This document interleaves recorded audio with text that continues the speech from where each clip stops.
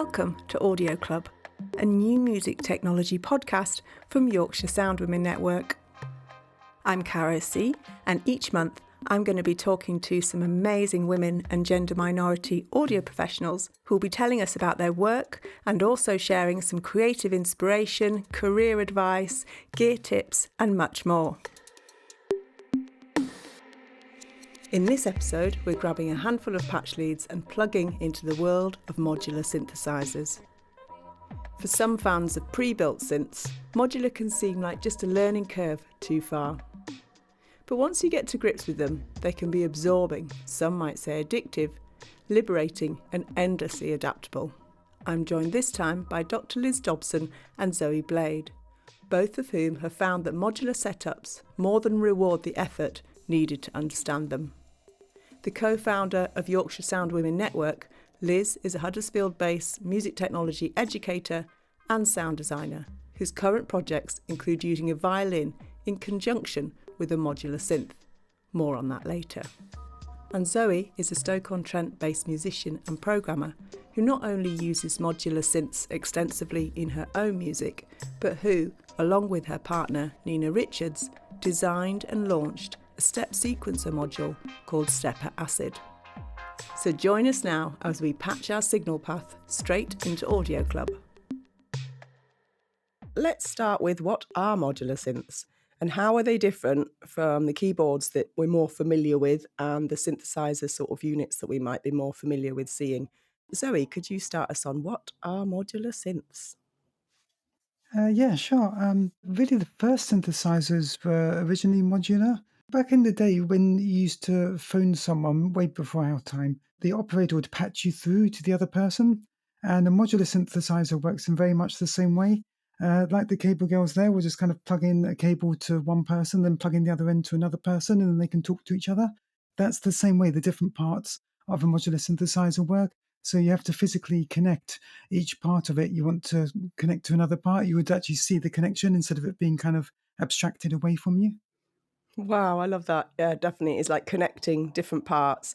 And do you need a keyboard or can you operate it without a keyboard? Usually people use a keyboard just because that's what they're used to with synthesizers, but it can really work with anything that you can represent with a voltage. So and if you're a singer, you can use something called an envelope follower, which basically just keeps track of how loud your voice is over time.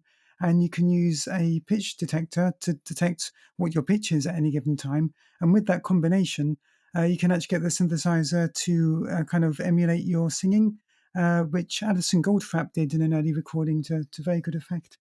Yeah, wow. So it's almost like recording, or it's sampling in a way. It's getting to know what you have and then using that as a trigger to then create sounds. Yeah. Yes, if you play any monophonic instruments, then it can kind of take what you're doing and then kind of improve upon it or kind of warp it in interesting ways. Yeah, so how is that different from the more self-contained kind of boxes? Is it literally you've got different sections and different parts of the sound creation, if you like, in different little boxes? Yes, it's very much like the difference between, say, having a toy versus having Lego, and then you can make any toy out of it. It gives you the basic building blocks that you can then connect in any different way you like.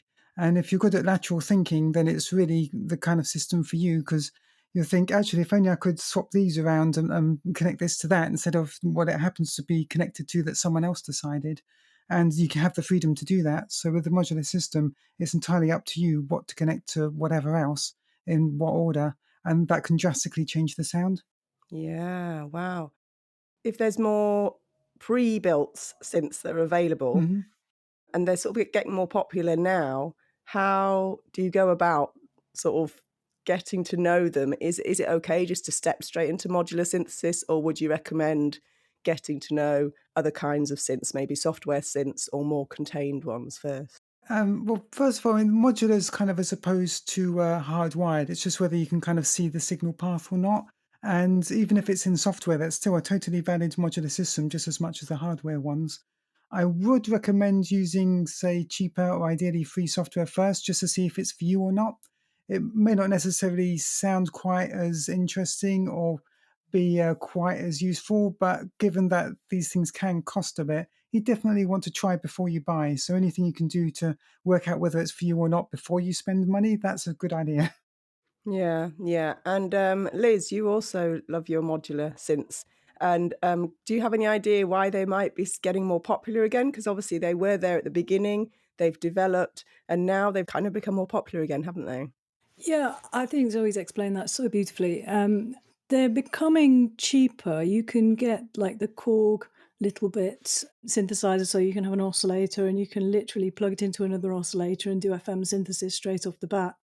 So you can get some really cheap little bits and pieces, and also you can get VCV Rack is a good example of software where you can really explore the concept of modular synthesis before actually spending a lot of money. But then it becomes a little like train spotting. You can become really geeked out on very expensive kit very quickly and go to sort of synth fests and see what kind of setups everybody has created. So it can become sort of endlessly absorbing from something very, very simple. And that's the thing that's both enchanting and extremely alarming at times about it as well, because it can very quickly become very expensive.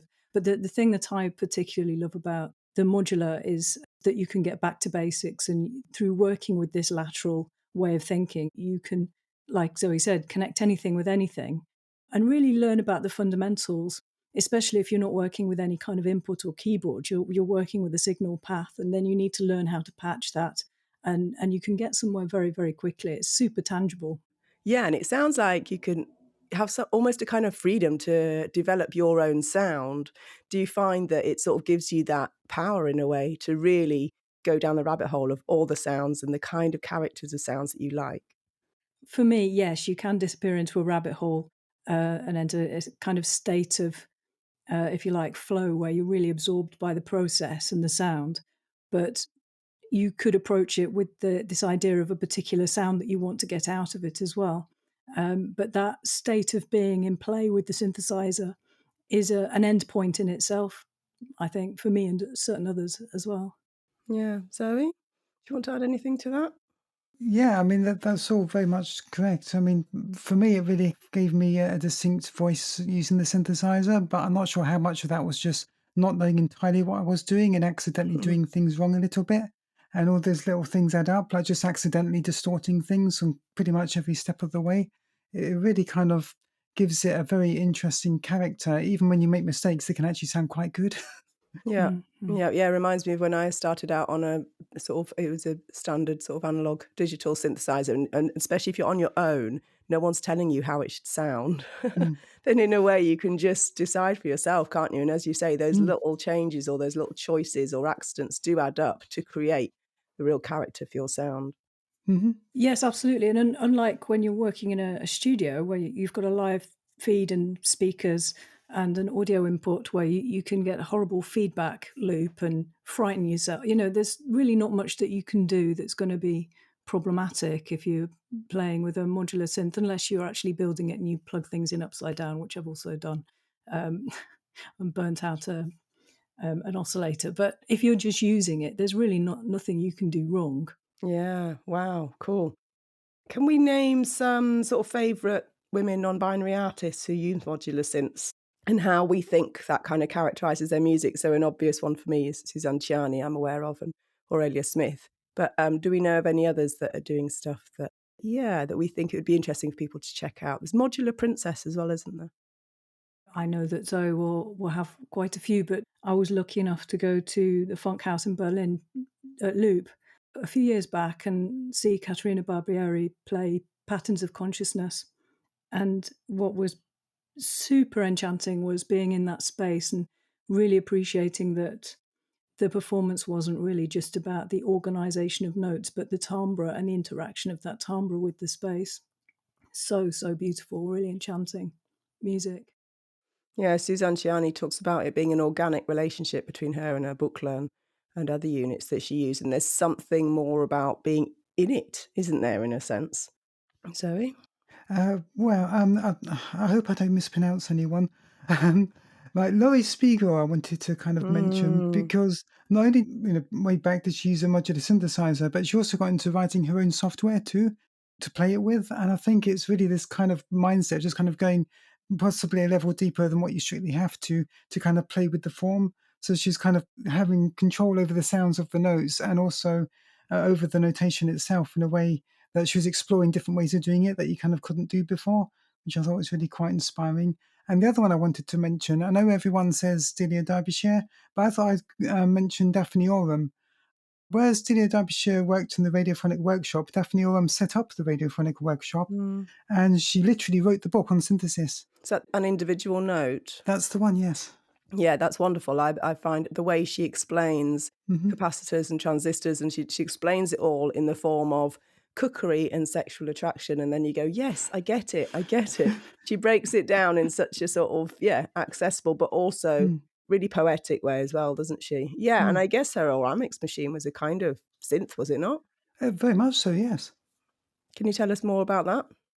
I mean, it's radically different to all the others, so it's kind of quite distinct. If I remember correctly, that's the visual one where you kind of etch onto film, like the waveforms, and then is there like a photoresistor which kind of sees how much light's getting through, and based on that, it'll work out the pitch and the volume. It's the exact same thing. It's just done on film instead of on wires. I mean, then it goes through wires, but it's just this whole thing about values changing, and fundamentally, synthesizers are drawing shapes.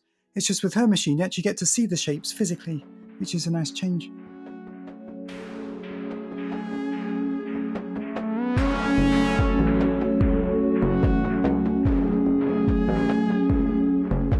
You're listening to Zoë's track Drex, where she used a ribbon controller in conjunction with her modular synth to create expressive effects, increasing and decreasing the brightness of each note in the same way that brass players use their mutes.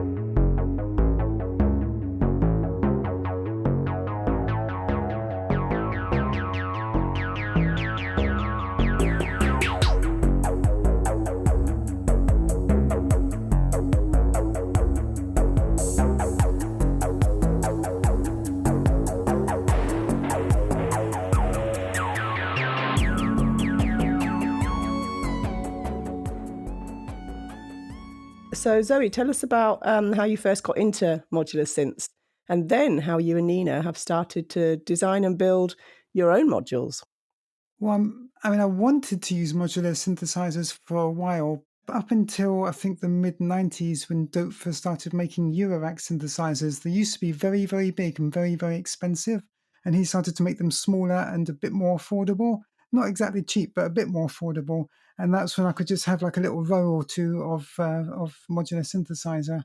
And I remember Nina getting a bit worried because there's so many good musicians we lost to Eurorack, where they just kind of stopped making music and started making beeps and boops. And while you can do that, you can, say, use a MIDI to CV converter to connect them to a DAW and your regular kind of setup that you might use for other instruments. Or you can use a ribbon controller to play it the same kind of way.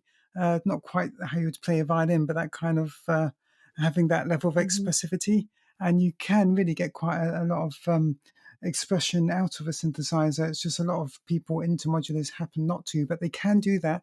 And if you're a musician, I really want to encourage more musicians to look into this, because you don't need to know that much of the technical side to really make it quite an expressive instrument you can use.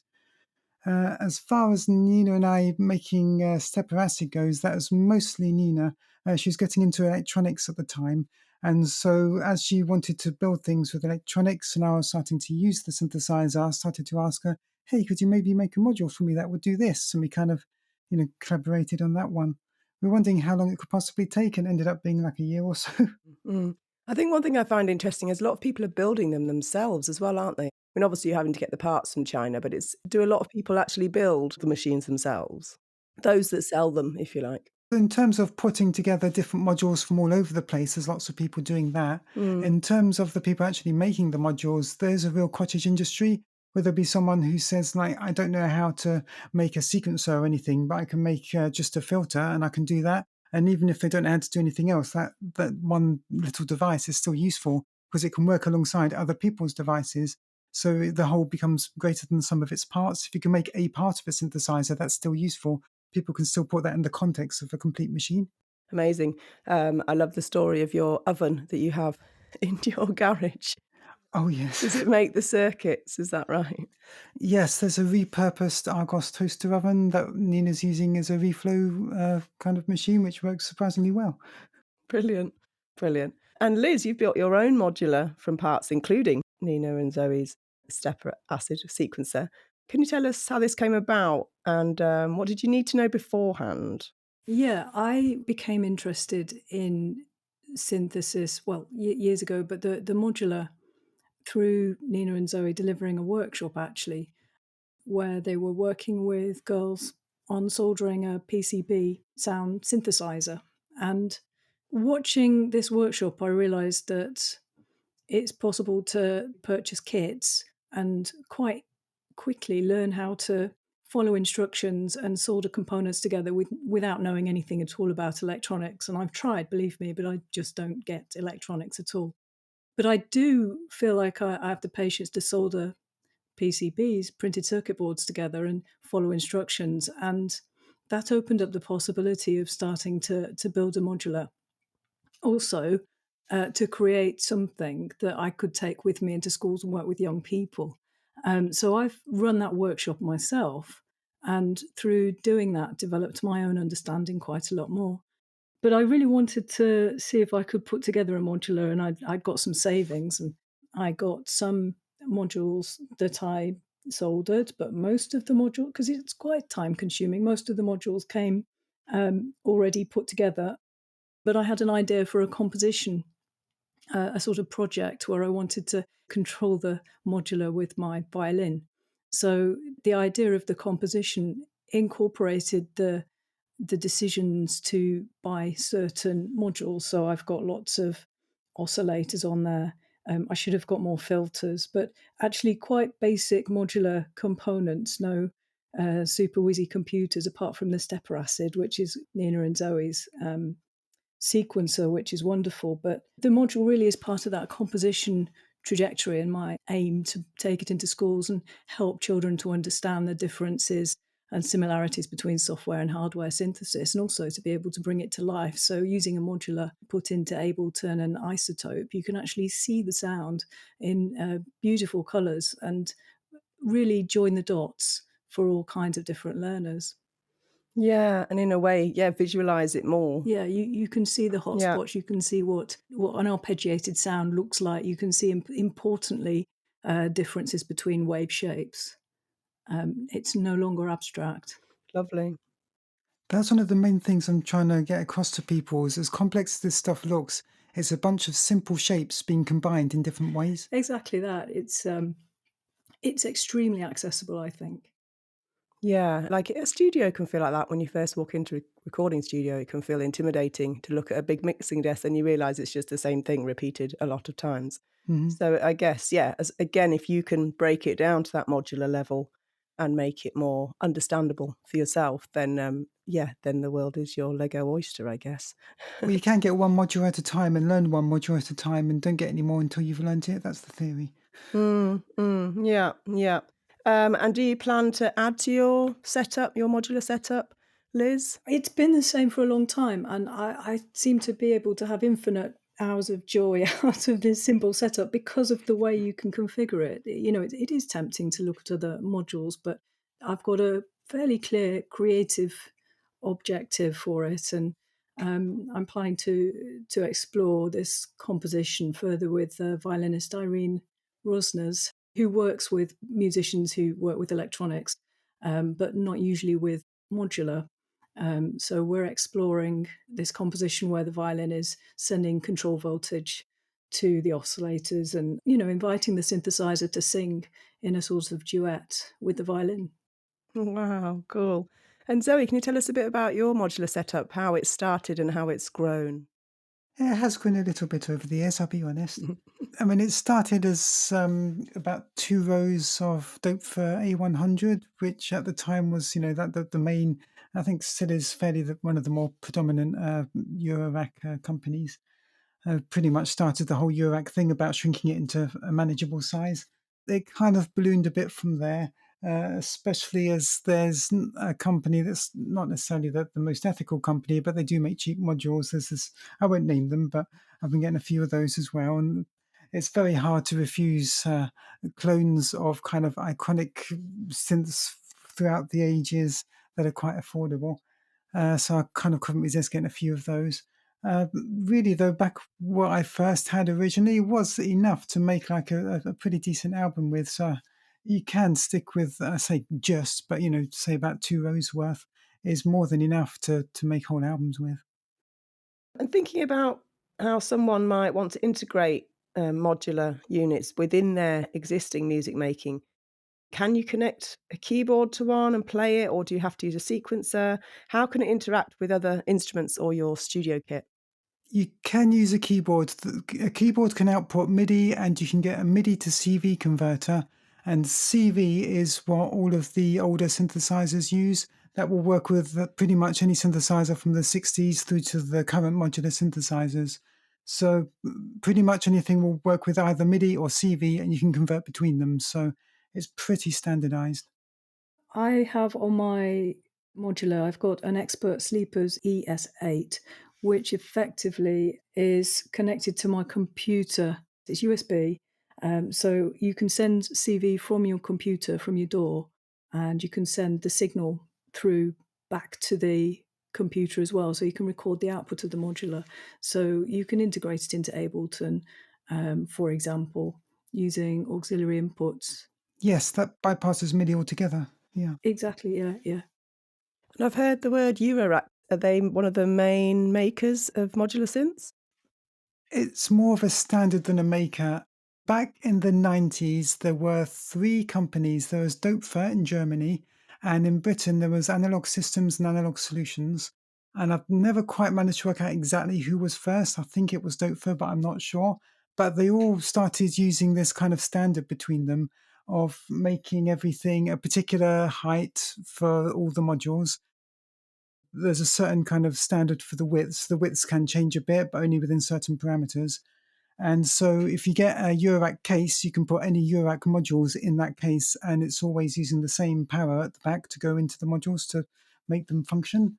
And it's using the same physical dimensions, and it uses the same patch cables at the front. So any Eurorack modules will be compatible with any other Eurorack modules and fit in and be powered by a Eurorack case. So it's very much a standard now. And that's why I think it flourished amongst all the cottage industry of the people making it. It's because there was this open standard that everyone was allowed to use. Yeah. I imagine there's some very creative solutions for holding them, like the units kind of thing. I imagine people making some funky boxes and stuff like that. Yeah, actually, Lola York, I believe, creates cases out of logs. So, yeah, I hadn't even thought of that. Cool, Yeah. nice, bit heavy, but I was just thinking about live and how, whether you use them live and the kind of pros and cons of that. I was actually talking to Look Mum No Computer, who built his 1,000 oscillator drone machine during lockdown, making thousands of circuit boards. And he was actually saying he doesn't like computers because he can't rely on them. He said at least if something breaks in a modular setup, he knows because he built it. He knows where the problem is and he can fix it. And it's almost like you can't get into computers in the same way. How do you feel about, the reliability, the predictability of using modular versus, more enclosed consumer-based units, I guess? I mean, I think that's less of a kind of modular versus hardwired thing and more of a kind of hardware versus software thing, in that the computers and the hardware synthesizers break in different ways.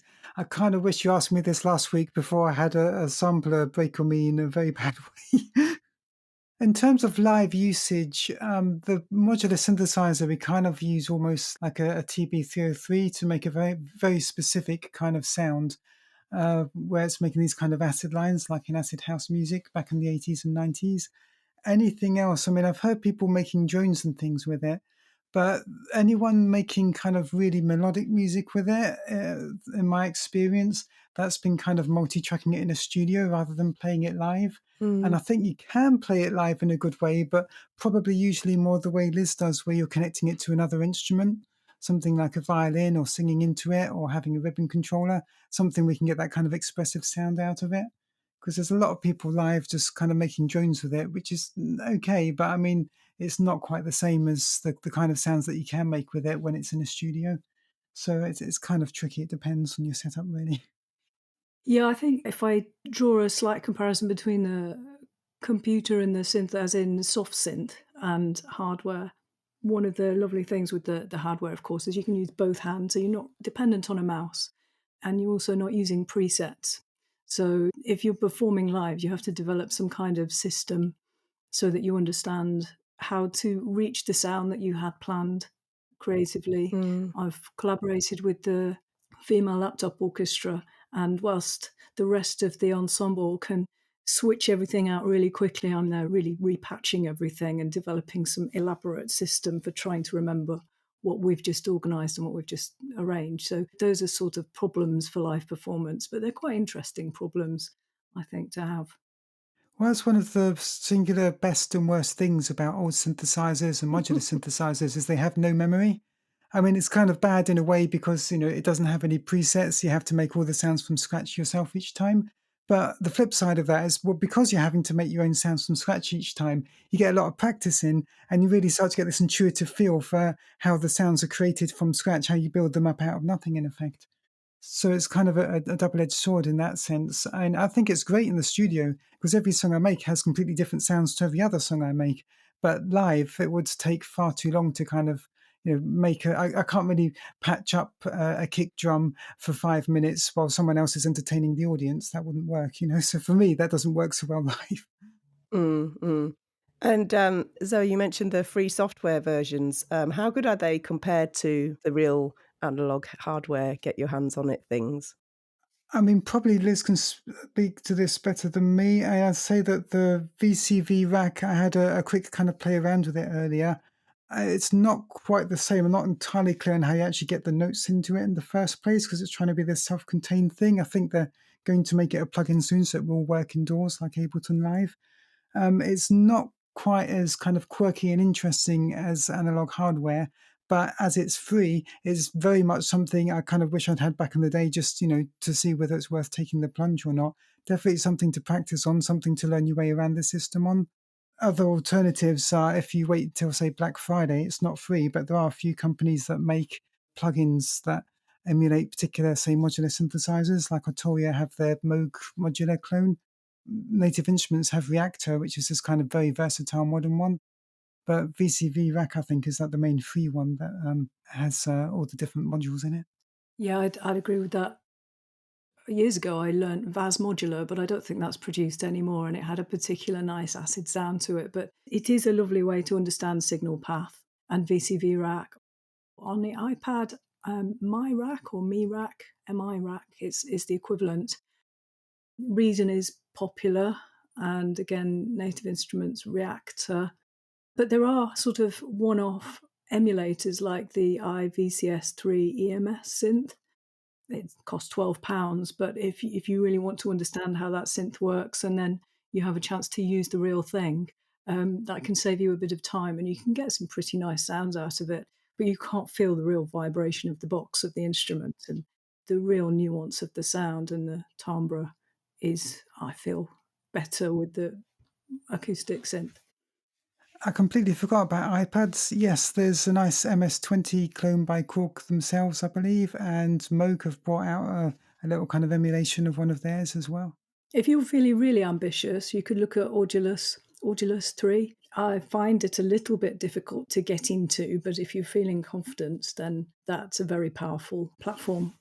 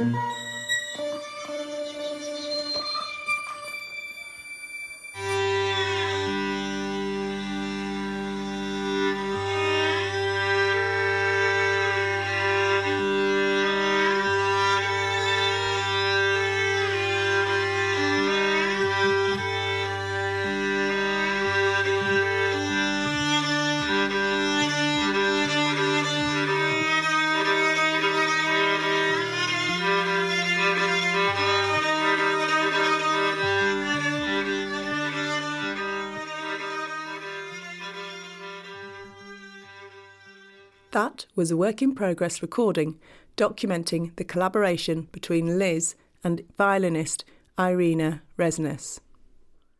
You can hear the synth responding to the violin. A max MSP patch has been set up to receive the frequency, so when the violin plays a particular pitch, the signal is sent to different control voltage outputs that are connected with different oscillators. Some frequencies trigger a return to all following the violin, and some trigger the split. If you're wanting to get into modular, can you recommend any good sources of information or advice? Well, there's Mod Regular. It's been a while since I hung out there. I think they're friendly still, are they? I assume they're good. In terms of actually learning about how to patch things, the kind of nuts and bolts of how to make the sounds, there's a free series of articles on Sound on Sound's website called Synth Secrets, and that teaches you pretty much everything you need to know about synthesis. So it would take a while to get through them, but that can really give you a whole kind of course in how to make sounds. Cool, a free home study course. That's great. Mm-hmm. In terms of any kind of YouTube tutorial channels that you're aware of? I'm trying to make one. Yay! Are there many already out there? My experience has been more where they're kind of reviewing modules, and I want to see more where they're actually explaining how to use the modules and how synthesis works. Not specific to any one particular module, but just here's how oscillators work, here's how filters work. I'm not sure how many like that there are. I think probably one or two, but I'm trying to kind of help with that. Fantastic. Yeah, I definitely recommend looking at Zoe's materials online, but also a podcast by Alex Dixon, Myla Melodies. He's got lots of really interesting interviews. And also DivKid, Ben Wilson's work online is interesting. Lots of presentations, like Zoe says, presentations of specific modules, but not fundamental principles necessarily. Artists to watch or interviews with artists can be interesting. So Caitlin Aurelia Smith is a composer who's presented a lovely interview with Fact TV looking at creative practice. And there are so many videos of Suzanne Kiani performances and Lady Starlight. Yeah, there's lots online to become immersed in, but like Zoe says, not so much which really well explains the fundamentals. Yeah, so hopefully, Zoe, you can get that up and running soon. Yeah. Talking of that, where can people find your work online? So Zoe, what's your YouTube channel called? My YouTube channel is Transistor Sounds. That's the name of my record label. So there's a few videos there. There's one on filters. I'm just about to upload later this week, one on oscillators and things these can do. You can also download my music at zoeblade.com. Fantastic. And to find the machines that you and Nina build, that's also Transistor Sounds, is it? That's Transistor Sounds Labs. That's the hardware division. Yeah, fantastic. And Liz, can we find your music online at all? Yeah, just look at drlizdobson.com, and I've got a SoundCloud, but actually if you go to drlizdobson.com, you'll find my music there and some of my sound design. I did want to recommend a book as well called Patch and Tweak. Yes. It's a lovely, comprehensive introduction. It's not especially cheap, but if you can get it to your local library and then have a look at it, it's got some beautiful interviews in there as well. I think it's really well put together. Yeah, one for the Christmas list. Absolutely, yeah. Brilliant. Finally, what would be your dream modular synth setup? Either one belonging to another musician or one that you could customise or build yourself. Zoe? I'm never sure. I mean, I'm always just about one or two modules away from my ideal setup. Yeah, I really don't know. I like that. I think just that as a short and sweet response just says a lot. That's perfect. It could be endless, couldn't it? To walk into a room where you have so much stuff that the more simple things are, sometimes the more creative and interesting it can become. So you can be completely overwhelmed.